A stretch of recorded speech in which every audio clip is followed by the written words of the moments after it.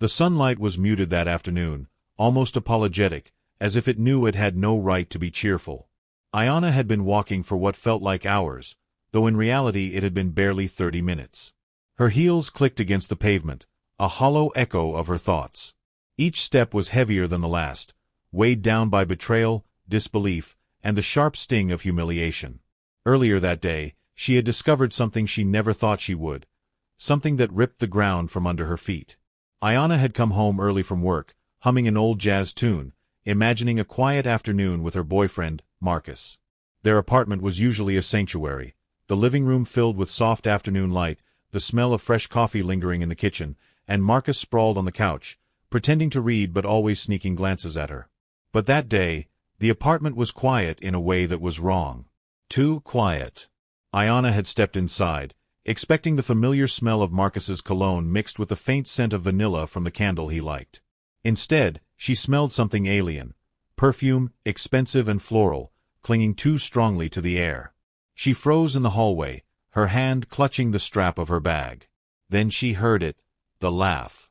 It was soft, almost musical, but it carried with it a sharpness that made her stomach twist. She followed the sound, her heart pounding like a drum. And then she saw it, Marcus, tangled with another woman, in their bedroom, looking guilty and yet not guilty enough. The other woman's laughter cut through Ayanna like shards of glass. For a moment, the world blurred. Ayanna's vision tunneled, her ears ringing with disbelief. She wanted to scream, to shatter everything around her, but the words refused to form. Betrayal is a strange thing.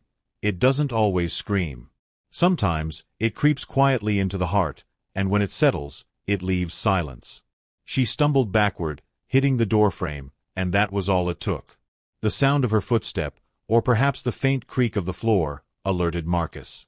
His head shot up, his eyes wide with surprise, and then guilt. The woman in the room barely had time to adjust, and Ayanna, frozen in shock, barely noticed as she turned and fled. The streets blurred past her as she ran. She didn't know where she was going, only that she needed to escape the apartment, escape Marcus, escape the life she thought she had. Her phone was buzzing incessantly in her bag. Texts, missed calls, but she didn't care. Not now. Eventually, her legs gave way beneath her, and she collapsed onto a park bench. The world tilted, and she let herself cry. Hot, bitter tears streaked her face, and she didn't care who saw. The betrayal had carved a hollow in her chest, and she felt unmoored, like a boat set adrift without anchor.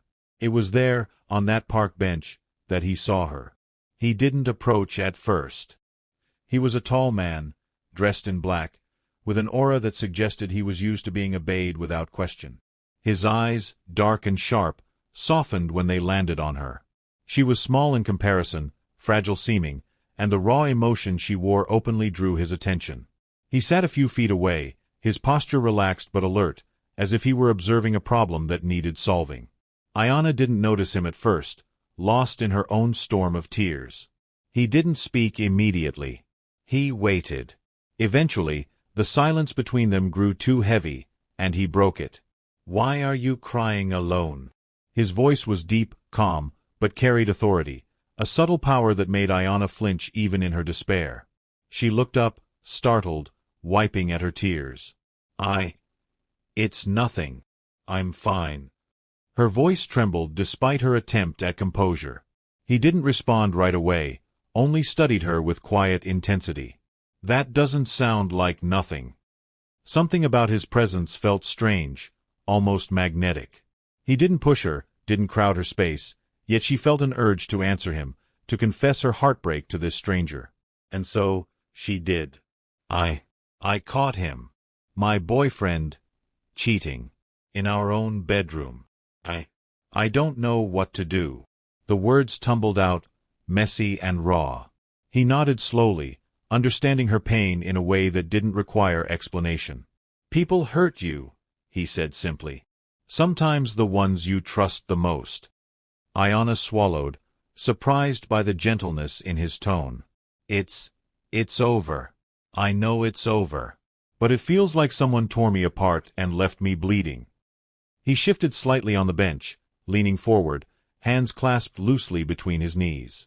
"You're stronger than you think. And some wounds, they just need time. But you don't have to face it alone. She blinked at him. His words weren't cliché, weren't empty promises.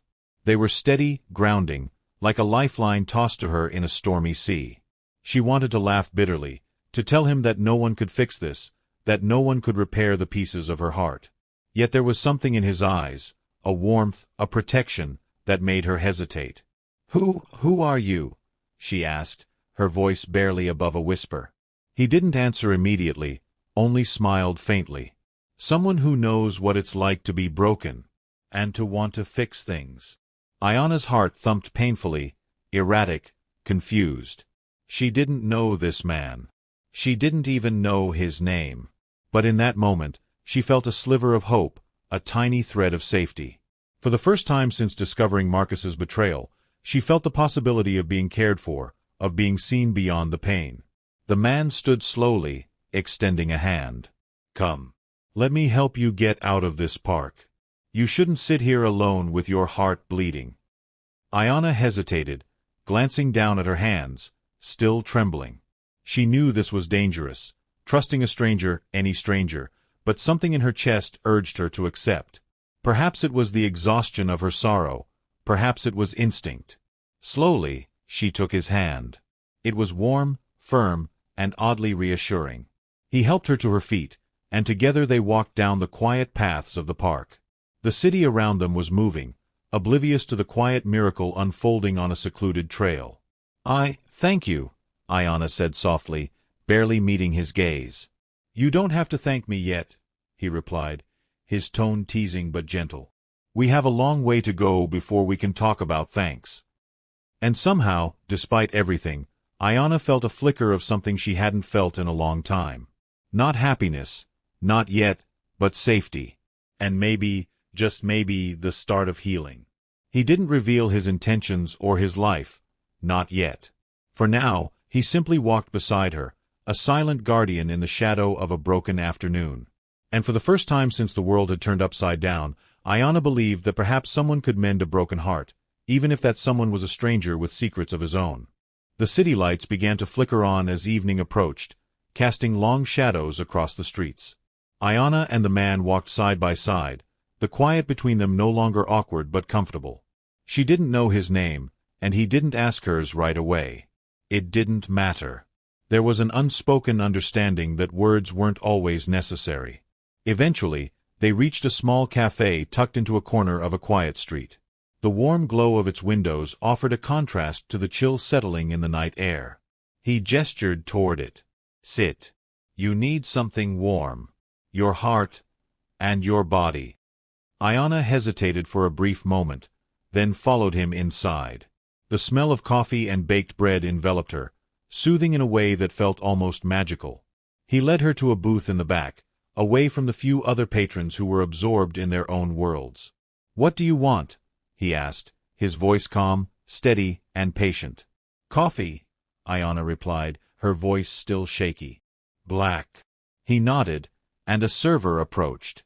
He ordered for both of them, smiling faintly at the barista, who returned it politely. Then he turned back to her, studying her with quiet attentiveness. "You're quiet," he said. "Do you want to talk about it?" Ayana shook her head, glancing down at her hands. "I don't even know where to start. How can I talk about betrayal like it's a story? It feels too real, too heavy." He leaned back in the booth, eyes dark and focused. "Betrayal is heavy. It can break you, but it can also teach you who you are, and who's worth your trust." She looked at him, curious despite herself. There was a certain intensity in his gaze, a kind of quiet authority that didn't intimidate but drew her in. She had spent days feeling invisible, abandoned, and now, sitting here across from the stranger, she felt seen. "Why are you helping me?" she asked finally, the words slipping out before she could stop them. He smiled faintly, a shadow of something that could have been sadness or perhaps experience. "Because I've seen heartbreak. I've been there. And because I know what it's like to watch someone you care about lose faith in love.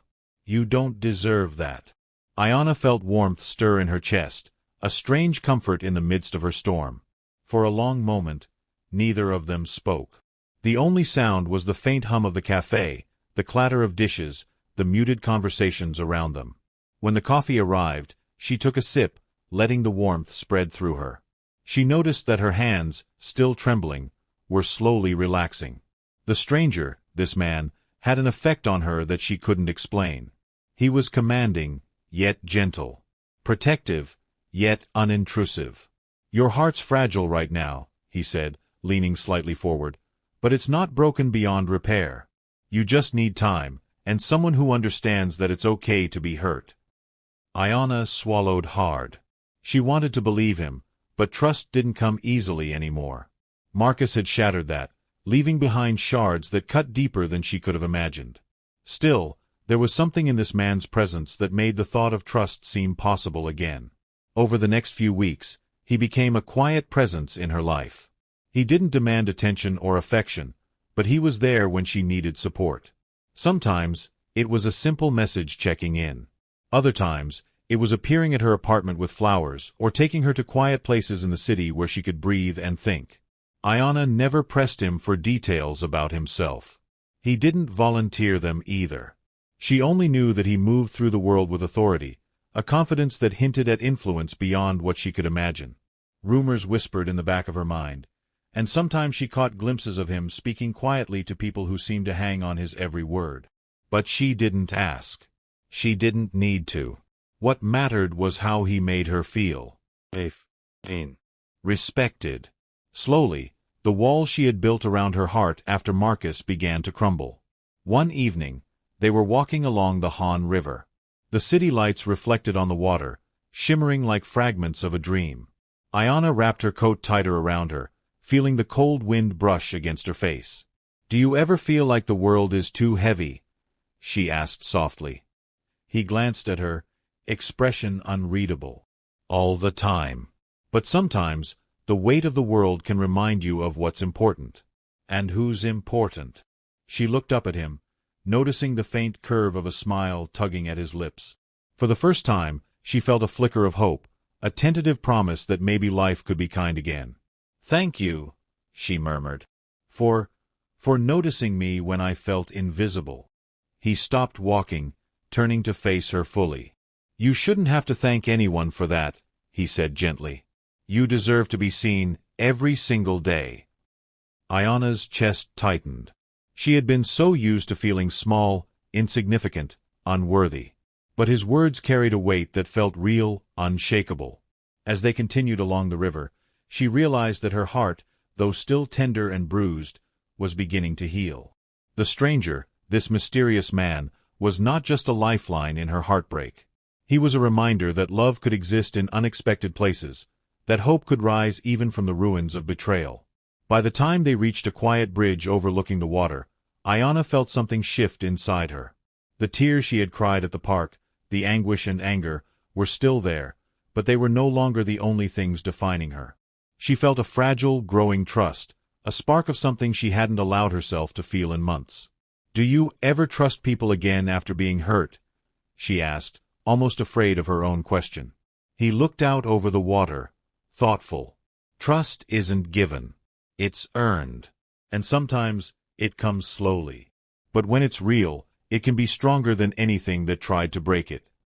Ayanna nodded, absorbing his words. She didn't know what the future held, or where this unexpected connection would lead.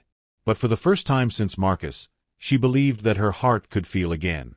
And as they stood together, the city lights dancing in the water below, she realized something she hadn't thought possible, that even in the midst of heartbreak, love could find her in the most unexpected of places.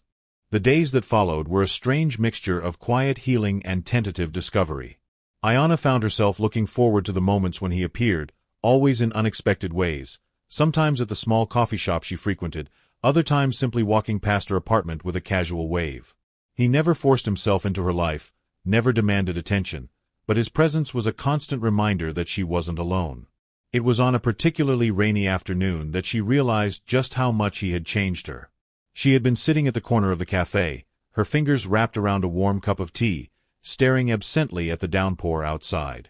Her mind wandered to Marcus, his betrayal, his lies, and for the first time, she felt something different, detachment. Not indifference, exactly, but a sense of release. The pain was still there, sure, but it no longer consumed her entirely. And then he appeared, like always, without knocking on the door or calling ahead. He simply stepped into the cafe, shaking rain from his coat, his dark eyes scanning until they found hers. "You look better," he said, sliding into the seat opposite her. There was no judgment in his tone, no prying, just observation. Ayanna smiled faintly. "Better. I guess I am." He leaned back, studying her with the same intensity he always did. "You're learning to stand again," he said softly. "And that's more than most people can do after what you went through." She felt warmth rise in her chest at his words. There was something in the way he spoke, not condescending, not pitying, but genuinely impressed by her resilience. "Do you ever get tired of helping people?" she asked suddenly, curious. He smiled, a faint twist of lips that was both mysterious and reassuring. "Maybe. But I don't help people for recognition. I do it because I can. And because some wounds shouldn't be faced alone." Ayanna nodded, feeling a strange comfort in his confidence. It wasn't the kind of confidence that demanded submission, it was the kind that offered safety, quietly and insistently. Over the next few weeks, she began to notice subtle changes in herself. She walked taller, smiled more often, and allowed herself to dream again. Small dreams at first, a weekend trip, a quiet evening at the river, but dreams nonetheless.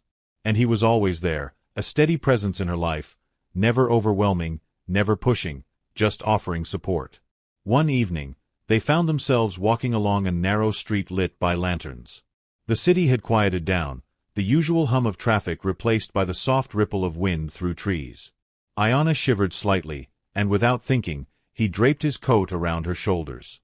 "You don't have to do that," she murmured, though her heart betrayed her, thudding against her ribcage. "I want to," he said simply, his voice low, calm, certain. "You shouldn't have to face the cold alone." She looked up at him, noticing the faint lines around his eyes, the way he moved with quiet authority, and something deep inside her shifted. She realized that for the first time since Marcus, she felt truly safe. "Thank you," she whispered, letting the warmth of the coat seep into her, and perhaps a little into her heart.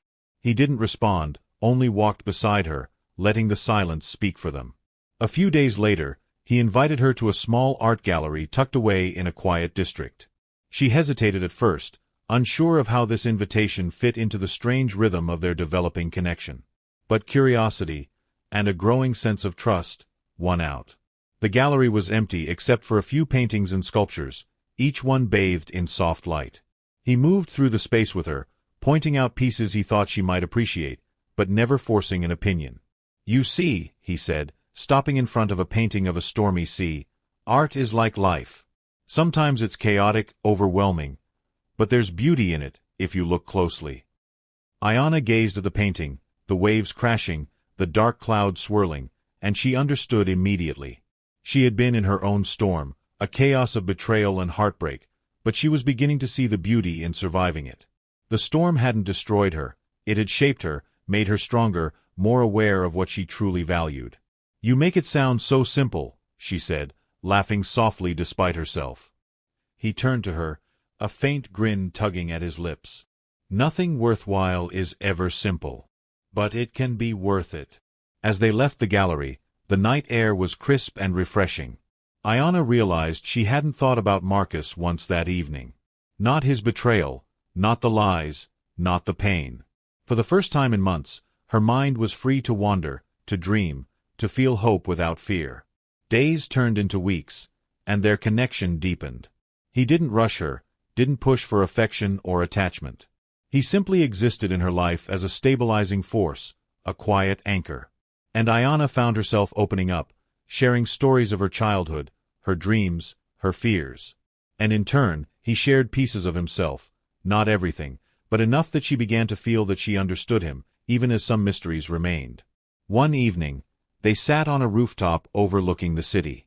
The lights stretched endlessly before them, like a constellation of possibilities.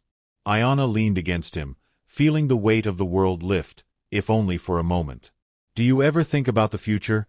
she asked, voice soft, almost vulnerable. He considered her question carefully. "I do," he said finally. "But I don't force it. The future is built one moment at a time, and right now, this moment, this is enough." She smiled, resting her head against his shoulder. For the first time since the betrayal, she felt whole, or at least, on the path to being whole. And as the city lights twinkled beneath them, she realized that healing wasn't about forgetting the past.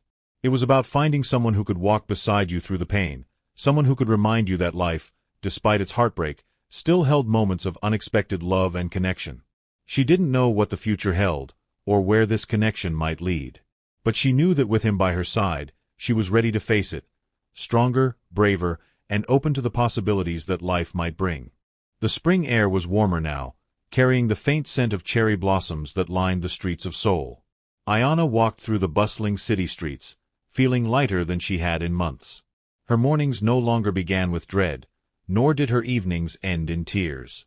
The stranger, this man who had appeared in her life like a sudden sunrise, had become a quiet constant, a presence she no longer questioned. He had begun to share fragments of his world with her, though carefully. He never mentioned the darker sides of it, those whispered connections she could only sense, but the way people seemed to move around him with deference, the way doors opened silently, suggested influence she couldn't fully understand. Yet he never flaunted it, never used it to intimidate. He was simply there, an anchor in a storm-tossed life. One evening, Ayanna found herself sitting with him at a small tea house tucked into a narrow alley. The soft light of lanterns reflected off the polished wood, casting long shadows across their faces. They had been talking for hours, laughter mingling with quiet moments of comfortable silence. "You know," he said, leaning back in his chair, "I've seen a lot of people broken by life, by love, by mistakes. But most don't heal. You're different." Ayanna raised an eyebrow, smirking despite herself. "Different? Or just stubborn?" "Maybe both," he said, a faint grin tugging at his lips. "But it's rare to see someone take pain and turn it into strength instead of letting it consume them." She looked down at her hands, stirring her tea. "I still think about him sometimes," she admitted quietly, "the one who broke me. It's hard not to." He reached across the table, covering her hands with his. "It's okay to think about the past. It reminds you how far you've come." Ayanna felt warmth bloom in her chest. His touch wasn't possessive, not controlling. It was simply steadying, a reminder that she wasn't alone anymore. She looked up at him, studying the sharp lines of his face, the dark intensity in his eyes softened by care.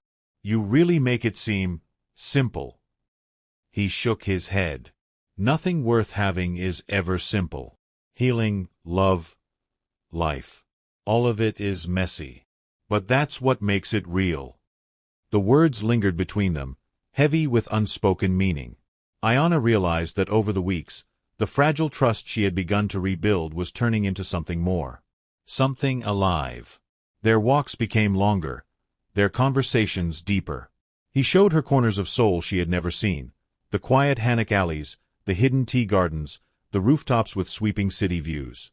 Everywhere they went, he seemed to notice what mattered to her, the small joys, the fleeting moments of beauty. And she, in turn, began to notice him, not just his strength, but the subtle kindness that threaded through his every action. One evening, they walked along the river again, cherry blossoms drifting in the wind. Ayanna paused, watching the petals float on the water. "I feel like I'm starting to trust again," she said softly. He glanced at her, expression unreadable but intent. "Trust is a choice," he said, "and you're making it. That's brave." She smiled faintly, leaning against him. "I never thought I'd feel brave again." "You're braver than you know," he replied, his voice low, carrying a weight that made her heart skip. The weeks turned into months, and their relationship grew in quiet, steady ways. He never pressured her, never demanded more than she was ready to give. Instead, he offered stability, a grounding presence that allowed her to explore her own strength and independence. Ayanna began to feel her old passions returning. She spent time writing, sketching, and reconnecting with friends she had neglected during her heartbreak. And he was there, encouraging her, celebrating her small victories, comforting her when doubt crept in. One evening, as the city lights glittered across the river, he stopped walking and turned to her. The moment felt charged, as if the air itself had shifted. "Ayana," he said, voice low, "you've grown stronger than I ever expected. I care for you more than I should. But I can't hide it anymore." Her breath caught. The world seemed to hold its breath with her. You do." He nodded, eyes searching hers. "I've watched you heal. I've watched you rise from betrayal and pain, and I've seen the light return to your eyes. I want to be part of your life, fully. If you'll have me." Ayana's chest tightened, a mix of fear and exhilaration. Love had hurt her once, left her raw and broken. But the way he looked at her, steady, unwavering, protective, made her feel that maybe love could be safe again. I think I want that too," she whispered, the words trembling but honest. He reached out, brushing a stray strand of hair from her face. "Then we start from here. No past, no expectations. Just us." Ayana felt a tear escape, but it was different this time. Not one of despair, but of relief, of hope, of something blooming quietly inside her chest. They walked on, side by side, the city around them alive with possibility. And for the first time in a long time, Ayana believed in love again. Not the reckless, painful kind, but a love that healed, that protected, that grew from understanding and care. Spring had fully taken hold in Seoul, painting the city in shades of pink and white. Ayana had grown into a rhythm she hadn't known she could find after betrayal, a rhythm that included laughter, friends, work, and, most unexpectedly, him. He had become a fixture in her life, not an overwhelming presence, but a constant. Steady, grounding, protective, and patient. That afternoon, they found themselves wandering through a small Hanok village on the outskirts of the city. The narrow streets were lined with traditional wooden houses, their curved rooftops dusted with petals from nearby cherry trees. Ayana walked slowly, letting the wind carry the blossoms into her hair, watching them settle gently on the ground. "You look different," he said softly, walking beside her. She glanced at him, raising an eyebrow. "Different how?" "Freer. Lighter. Not afraid anymore." She smiled faintly, remembering the days when tears had consumed her, when every step outside her apartment felt like walking through quicksand. "I've learned," she admitted.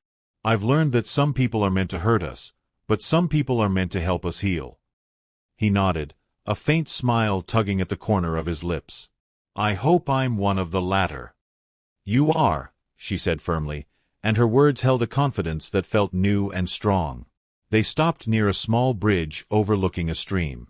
Water gurgled quietly beneath, carrying with it the reflections of trees and sky. Ayana leaned against the railing, feeling the breeze brush against her face. He stepped close, his presence comforting, reassuring. "You've come a long way," he said quietly, watching her. "From that day on the park bench, you've healed in ways most people never could." Ayana turned to him, feeling a swell of gratitude and affection. "I wouldn't have done it alone," she admitted. You've been there, without asking for anything, just helping me believe again." He reached out, taking her hand gently in his. The warmth of his touch spread through her, not just on the surface, but deep inside her chest. "And I'll keep being here," he said, "for as long as you need me." She felt something stir in her chest, something more than trust or gratitude. Something quiet, tender, and strong. "I don't think I'll ever be afraid with you," she whispered. He smiled, a slow, genuine curve of his lips. "Good. Because I don't intend to let anything hurt you ever again." The words weren't possessive. They weren't controlling. They were a promise, simple, unwavering, grounded in care. And in that moment, Ayana felt the last remnants of her heartbreak begin to melt away. Over the next few weeks, their bond became something natural, something unforced. They shared dinners at small restaurants tucked into quiet alleys, wandered through parks in the early morning when the city was still half asleep, and sometimes simply sat in comfortable silence, letting the world move around them. Ayana started opening herself to new possibilities, reconnecting with friends she had neglected, pursuing hobbies she had abandoned, and even laughing at herself when things didn't go perfectly. She discovered that she could be vulnerable without fear, that love didn't have to mean pain, and that trust could be earned again. One evening, they returned to the river where so much of their early connection had taken shape. The city lights shimmered across the water, soft and golden. Ayana leaned against him, feeling the warmth of his coat, the steady rhythm of his presence beside her. "I never thought I'd find someone like you," she said softly, almost afraid to speak the words aloud. He didn't answer immediately. Instead, he wrapped an arm around her, holding her close without pressure. "And yet, here we are," he said finally. Two people who found each other when they least expected it, when the world seemed broken. And somehow, it isn't broken anymore. Ayana smiled against his chest, feeling the last weight of her past heartbreak lift. She thought of Marcus, the betrayal, the pain, the despair, and realized that it no longer held power over her. She had healed, not just because of him, but because she had allowed herself to feel, to confront the pain, and to trust someone again. "I feel whole again," she whispered. "You should," he said, pressing a gentle kiss to her forehead. "You deserve to feel whole. You deserve happiness." And for the first time in a long while, Ayana truly believed it.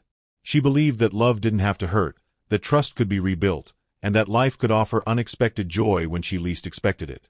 As the city around them moved on, bustling and alive, Ayana realized that she had found something rare, a connection that was patient, steady, and real. Not a fairy tale, not a fleeting moment, but a bond built on understanding, respect, and care. He looked down at her, dark eyes soft and warm. "Are you ready?" he asked, his voice a low, comforting rumble. "For what?" she asked, though she already knew. "For whatever comes next. Together." Ayana nodded, her heart full, her spirit light. "I'm ready." He smiled, a quiet, satisfied smile, and together they turned to face the city. The lights reflected off the river, flickering like stars scattered across the water. The past was behind them, broken and distant, and the future stretched out ahead, filled with possibility. Hand in hand, they walked forward, stepping into that future with courage, hope, and the knowledge that they had found something worth holding on to. The pain of betrayal had shaped them, but it no longer defined them.